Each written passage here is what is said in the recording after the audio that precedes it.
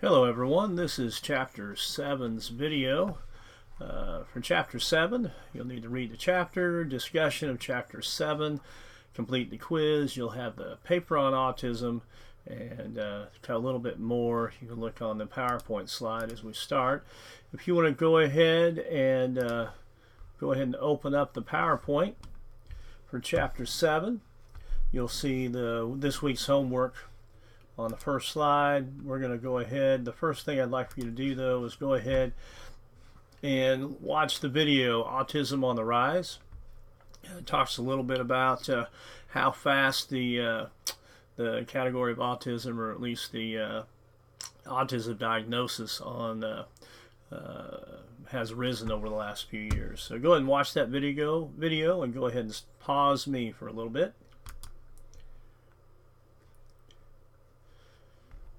Okay, hopefully you understand a little more about how fast some of the people identified with having autism has risen, and hopefully after the chapter you get a little bit of idea where we are now and with the autism. Let's go over the objectives real quick. Describe and defining features of an autism spectrum disorder diagnosis. Explain how some of the behavior characteristics of ASD can become assets for your child as a learner. And as a teacher, you really do want to know some of these assets. You definitely can assist yourself in the classroom. List the factors that might account for the enormous increase in the prevalence of ASD in the recent years. So that video kind of preempted this question. So you should have a better idea now as far as that, but you'll gain more out of the chapter. Describe how the etiologic theories and search for causes of autism have changed from the first report of disability to today. Many times in the early days of autism, family was to blame in a lot of factors, but now they know that that is not the case. And we will learn more about that as we go through the chapter. Explain why development of valid and reliable tools for early screening and diagnosis for ASD is so critical. And you'll also be able to briefly describe several evidence-based strategies for teaching students with ASD and specify what distinguishes them from unproven or faddish approaches. So list some of the advantages and disadvantages of providing educational services for children with ASD in a regular classroom, and we will discuss that in later PowerPoints also. The next few slides are different questions that students in the past have had some difficulties with that I've taken the opportunity to give you advanced knowledge, and also some page numbers on many of these is where they can be found. So please review that to help you better understand some of the tougher questions there. So anyway, we're going to go ahead and start with the IDEA definition. Autism is a developmental disability affecting verbal and nonverbal communication and social interaction. It's generally evident before age 3 that adversely affects the child's educational performance. So you really need to know the IDEA definition, the items in red, and that it generally happens before age 3. Other characteristics are engagement in repetitive activities and stereotype movements, resistance to environmental change or change in daily routines, and unusual response to sensory experiences. Also, autism does not apply if the child has a serious emotional disturbance. So if they have that, then they would go to the emotional disturbance side and look at that. There's also the DSM definition, which gives all the 4 related disorders into one single diagnostic category: autism spectrum disorder with following characteristics: persistent deficits in social communication and social interaction across the context, and restrictive repetitive patterns of behavior or interests. Sorry, I've got a light that's going out. Let's see if I can do something about that. Okay, we're just going to turn it off, and hopefully that'll help you look a little bit closer there without getting the lighting issues. Restrictive repetitive behaviors of behavior, interests, and activities are also part of the DSM definition. Along with symptoms must be present in early childhood, So the DSM definition is saying it must be present in early childhood. Symptoms cause clinically significant impairment in social, occupational, or other important areas of current functioning, and symptoms are not explained by intellectual disability or developmental delay, are the other parts of that DSM definition. You will need to know the differences between the two, between the IDEA definition and the DSM-5, or the DSM definition. Some of the characteristics, you'll need to know some of the impaired social relationships along with the communication and language deficits. With impaired social relationships, you'll see extreme aloofness. At times, social situation difficulties are attributed to deficits in theory of mind and also deficits in joint attention. Under communication and language deficits, some children with autism do not speak. Echolalia is also common among these who don't talk. And concrete or literal processing of verbal information is also common. So knowing those and why are part of the characteristics there. Also, repetitive, ritualistic, and unusual behavior patterns. Some children exhibit stereotypy, which is a pattern of persistent and repetitive behaviors, while others insistence on sameness. Children with autism are sometimes inflexible with routines. Noticed this several times with students that I have had that had autism. One thing that we always learn real quickly is that if I was going to be gone and they were a student in my classroom, I would try to let them know ahead of time, about 3 or 4 days ahead. I'd start letting all the kids know, hey, I'm going to be gone to a conference or whatever it might be. You will have a sub on Friday or something like that. And then each day remind them to help ease that change in routine. If that student is with a para part of the day or any part of the day or all of the day, it would also be something I'd recommend the para also do, is let the student know that he or she, a certain day coming up, and then remind them so that they have a advance notice.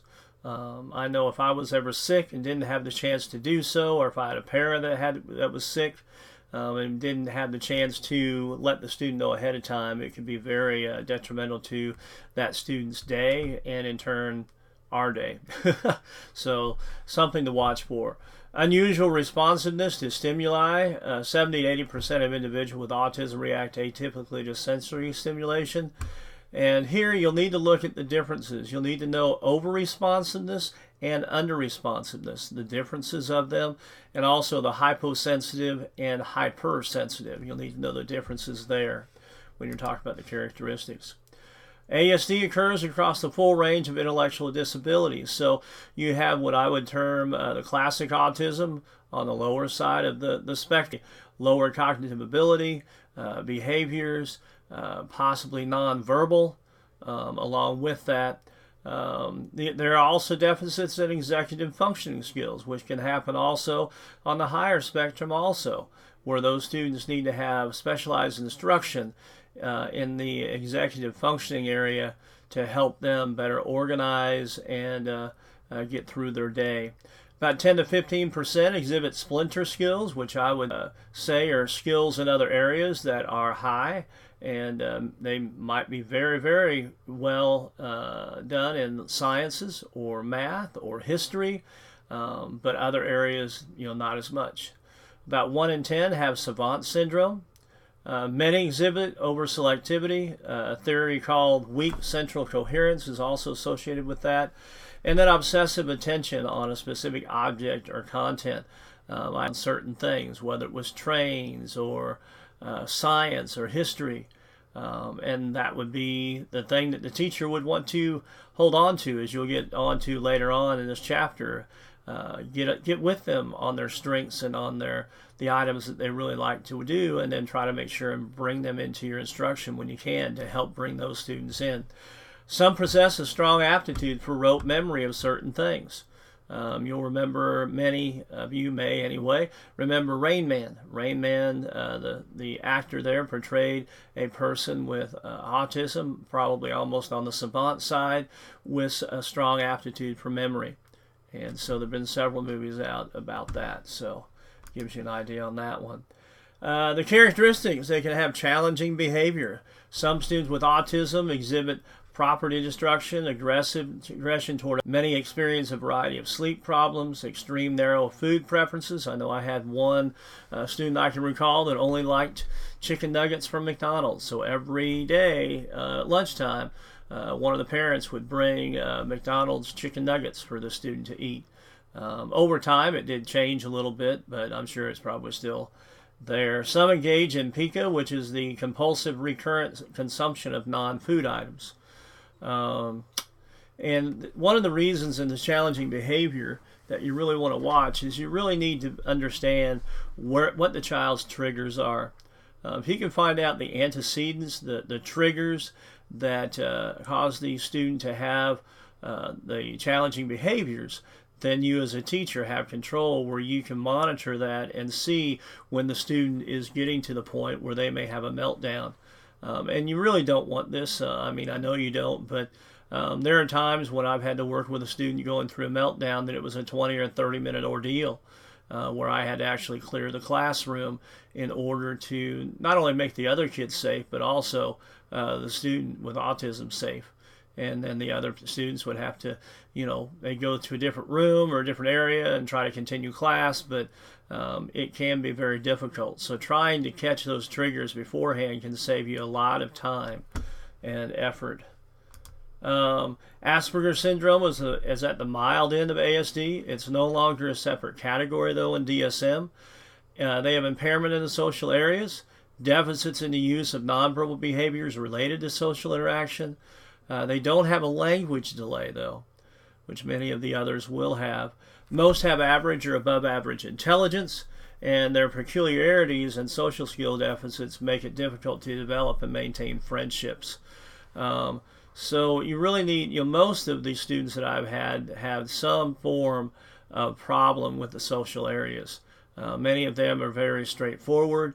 They do not understand jokes, understand innuendos, and things like that. So they take everything you say very seriously and very straightforward. So you have to watch when you're in areas like that. And this is one of the areas that the speech and language pathologist a lot of times is working on, those pragmatics and understanding of things like that so that they can do better in those classes.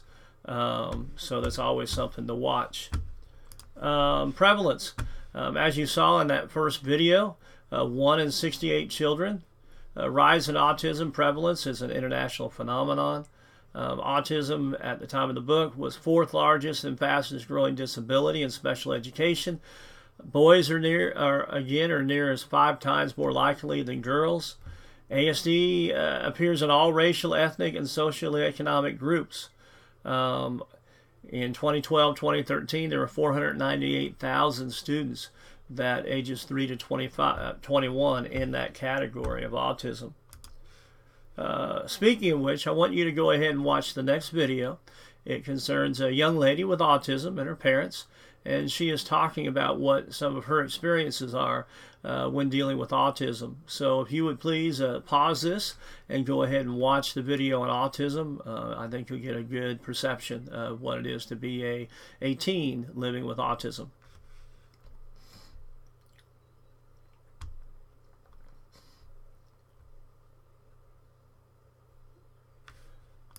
All right, now I want to talk about causes. Autism is neurodevelopmental disorder with no medical or physiological marker.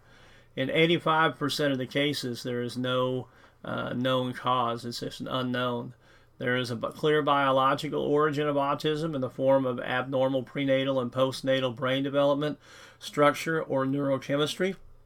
Autism clearly has a genetic component associated with it. It's a combination of autism-related genes. Exposure to certain environmental factors may lead to the development of autism in some students.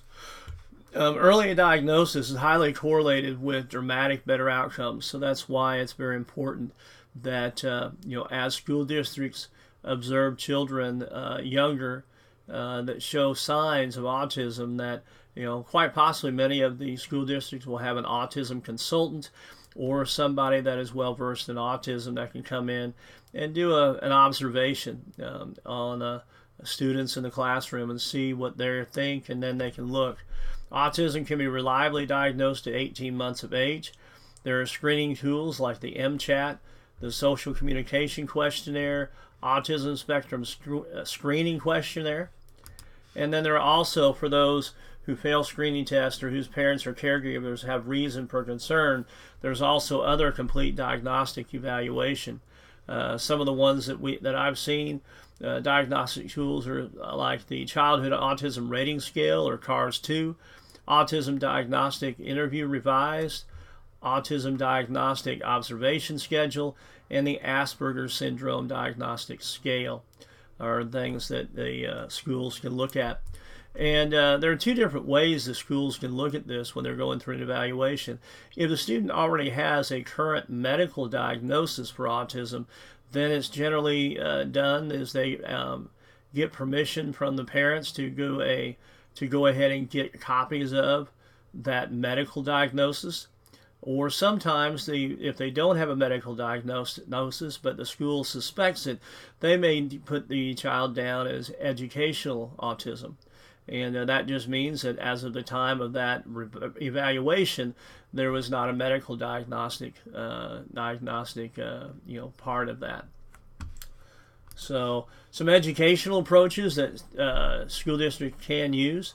And I want to say here, there's generally not something on the IEP that designates a certain model or strategy to do something. It definitely wouldn't be in a goal, as using a certain type of one of these models. Generally speaking, different students will do different things. Different districts will use different strategies. So you will not see that, and that sometimes can be where the parents and school districts may have a little bit of a problem. The parents may have done research and they like a certain one of these upcoming methods, and the school district does not utilize one of those methods. Well, that's at the discretion of the school district what methods they use. But here are a few. The children with autism are among the most difficult students to teach. Early intensive behavioral intervention, there's a Lovaas method. There's applied behavior analysis, or ABA, that uses discrete trial training. And there's also visual supports that I've used with many of our students as well, as far as a visual activity schedule, and also social stories to help them view possible problems that they have just done, and ways for them to understand it a little bit better. Social stories are written at the student's level of comprehension and usually written in 4 basic steps. There's descriptive sentences, there's perspective sentences, directive sentences, and affirmative sentences. They're constructed with 1 sentence per page, and photographs or line drawings depicting key information are sometimes added. They're not considered an evidence-based practice, but many times social stories do help the students better understand what they're going through. Now I want to talk about those unproven treatments that we talked about at the very beginning of the objectives. There are many people, many companies that claim they have the cure, or they have the outcome, the way to help a student with autism, but many times they're not proven. And so watch when you're looking at these unproven treatments, so that your parents are more alert and understanding of what these are. What skills are most important for teachers with children with autism spectrum disorders? Some of the things that I like to make sure you know: you need to be well organized to better help those students that are in your class that have autism. Task-oriented and attuned to small but cumulative improvements in student skills, because you may not see the improvements if you look at, you need to look closer and look at those small steps. And then you need to be well versed in teaching strategies. There are many strategies out there, and one autism student is just that, one autism student. There are many, many different ways of strategies, and you're not going to get one student with autism that will be the same as somebody else that you've taught the previous year or maybe 5 years ago, and you use that method. Probably not going to work. You're going to have to find a new way, a new teaching strategy to assist this student. So be ready to have some other options. The next video I want you to watch, this is an adult with autism that has some good ideas of what he has gone through. And so I want you to go and pause my video and go ahead and look at the adult with autism from your PowerPoint slide.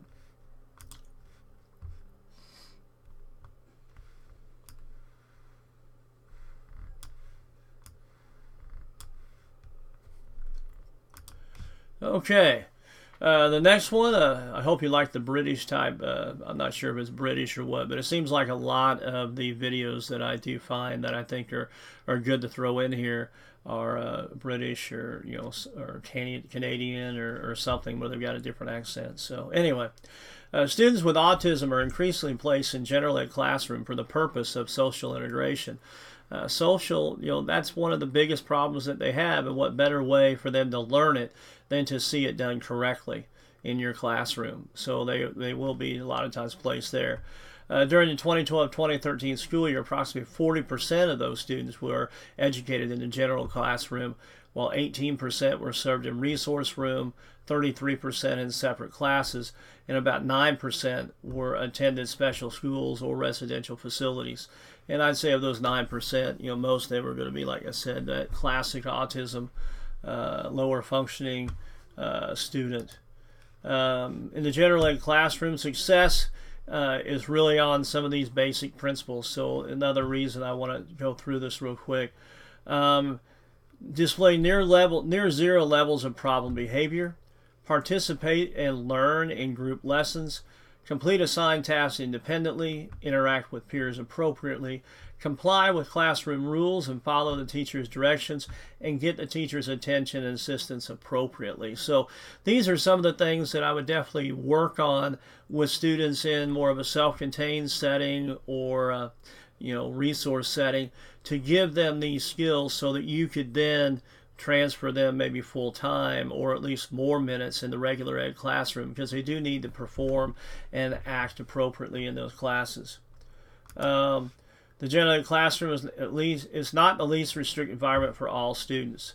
Instruction in the resource room or special class typically features high frequency of instructional time per minute, careful specification of and planning of transferring the control of students' response from the teacher, contrived antecedent, specific strategies for promoting generalization of newly learned skills, and the home, and continuous recording of data on performance and targeting skills. So this helps the teachers work on those areas that the student with autism really needs assistance with.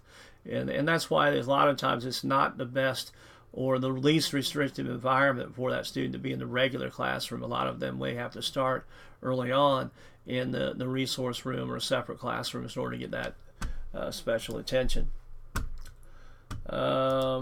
Next, we'll go ahead and look at the compliance.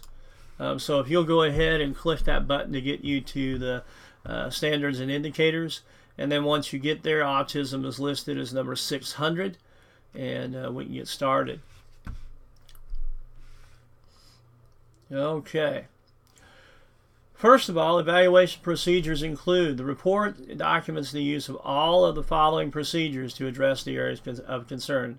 Number one, review of medical records. As I said earlier, many students also have a medical diagnosis. You want to get medical records to help you and your team come to the best possible diagnosis through IDEA.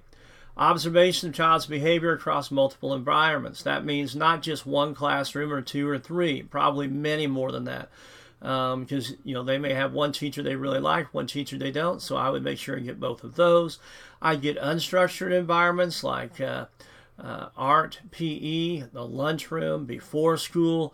A lot of those things can go into this evaluation to help your team come up with a better idea. An in-depth social history. Many times a social worker will be called upon to do these questions. It would include developmental history, significant life events, and/or reports from parents, physicians, and teachers.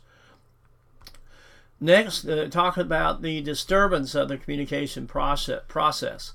Disturbances of speech, language, cognition development, and nonverbal communication in one or more. So they just need one. Don't need to have all of them.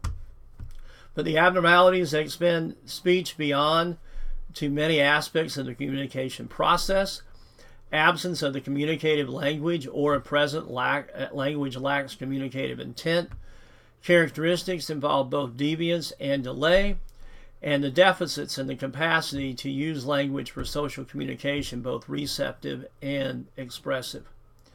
And then you'll see so the next one has to be done also, disturbance in the capacity to relate appropriately.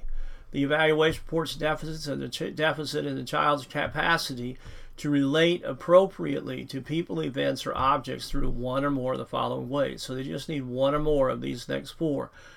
Evidence of abnormalities in relating to people, events, or objects, deficits in capacity to form relationships with people, use of objects in an appropriate, age-appropriate, or functional manner, or absent, arrested, or delayed, and or seeks consistency in development in environmental events to the point of exhibiting rigidity in routines. The next section, point 4, is adverse effect on educational performance. So again, just like the others we've mentioned, the evaluation report documents all areas in which the child's autism adversely affects her or his educational performance, and the documentation includes a description of the educational concerns. The next part is autism is not a result of other factors. So the evaluation report documents the results of an evaluation and the team's conclusion that the child's autism is not the result of, again, the emotional disability, which we saw in the book. And then you've got 2 here, and if appropriate, the disturbance of developmental rates and sequences. So in this one, the report documents deficits in the child's developmental rates and sequences through one or more of the following. Is there delay, arrest, or regression in physical, social, or learning skills? The areas of precocious development with other skill areas at normal or extremely depressed rates, and or skill acquisition does not follow normal developmental patterns. And the last one here, and or if applicable or appropriate, the evaluation report documents deficits in the child's response to sensory stimuli through one or more of the following. Is there behavior ranges from hyperactive to unresponsive to people and objects and can alternate between these states over periods ranging from hours to months? Or disturbances in auditory, visual, olfactory, gustatory, tactile, and kinesthetic responses? Or responds to stimulation inappropriately and in repetitive or non-meaningful ways is the other one that's related to the eligibility criteria for autism. So we discussed the PowerPoint, discussed the items you need to do. We went over the standards. Just a reminder, if you haven't already, you need to get the study guide for the chapter test printed so you can start studying. My hope is that you did this last week. If not, get it done now and go ahead and start looking at it. And when you get done with all of Chapter 7, then move on to Chapter 8. And that is it. We'll see you on Tuesday.